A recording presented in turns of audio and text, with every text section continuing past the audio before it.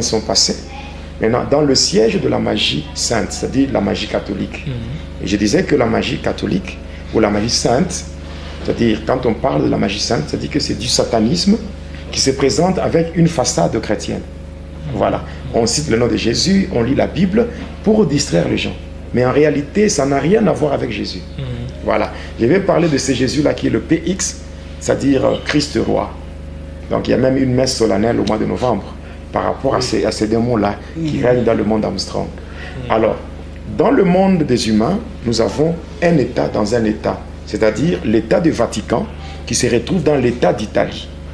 Et dans le monde de Satan, il y a le monde Armstrong qu'on appelle en d'autres termes le domaine marial. Voilà. Maintenant, dans le siège, au niveau du siège, par rapport à ce monde ici, c'est-à-dire le Vatican, on voulait implanter cette doctrine-là dans l'Égypte. C'est ainsi qu'il y avait un prêtre qui avait été dépêché. Alors, ce prêtre-là a quitté le Vatican, c'est-à-dire l'Europe.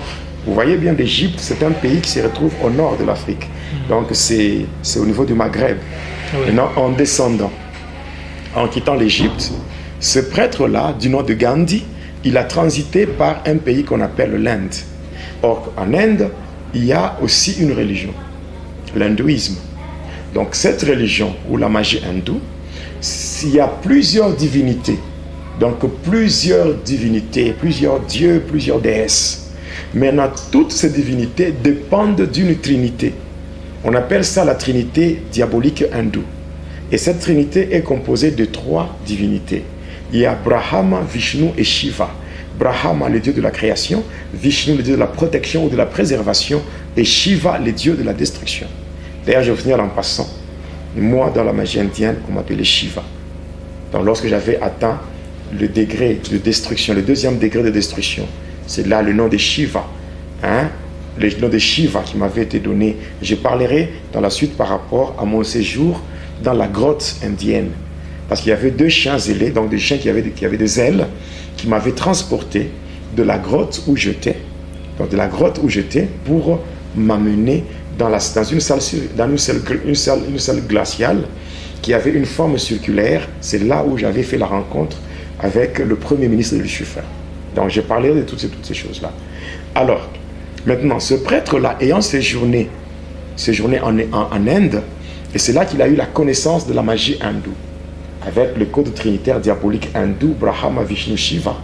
Après son séjour en Inde, maintenant, il est allé en Égypte. Et un jour, étant au fleuve Nil, en faisant des incantations, c'est comme cela que la pierre qui était cachée par le pharaon Ramsès II, cette pierre était montée à la surface. Et quand il a pris cette pierre, il a eu à déchiffrer ce code-là qu'on appelle le Is Brahmanshare Habrahmanshare. À partir de là, il a eu la connaissance de la magie égyptienne. Ainsi, il a fait la fusion de 2 magies. Il y a d'une part la magie égyptienne et d'autre part la magie hindoue. Les 2 magies fusionnées donnent naissance à la haute magie indienne. Et maintenant, on prend les prières. Les prières qui sont en latin, on les tire du livre de messe. Le livre de messe qu'on appelle le missel. Il y a missel, année A, année B, année C. Ceux-là qui ont vécu dans le catholicisme savent de quoi je parle. Alors, maintenant, on prend ces prières qui sont là. De prières comme... de prières qui sont dans ce livre-là. Ce sont ces prières qui deviennent les incantations de la haute magie indienne. Donc, vous voyez, il y a d'abord les 2 magies fusionnées et les incantations. Voilà pourquoi les gens qui font des incantations de la haute magie indienne, ils utilisent des formules en latin. Et c'est comme ça. Il y a beaucoup de choses qui se font dans ce sens-là. En fait, là, c'est seulement en latin. Bon, on fait des incantations en latin. Là, je dis bien, je ne parle pas de la magie indienne. Ah, ok. Il y a la magie indienne, il y a des formules qui sont dans des catalogues. Il y a des formules qui sont dans des catalogues. Mais il y a ici, je parle de la magie, de la haute magie indienne, qui a été... Donc, en fait, cette magie indienne, qui n'est autre qu'un mélange. Ou une et là, fusion. on y trouve des pratiques de la magie indienne et aussi de la magie égyptienne. Oui. Et avec des incantations en latin.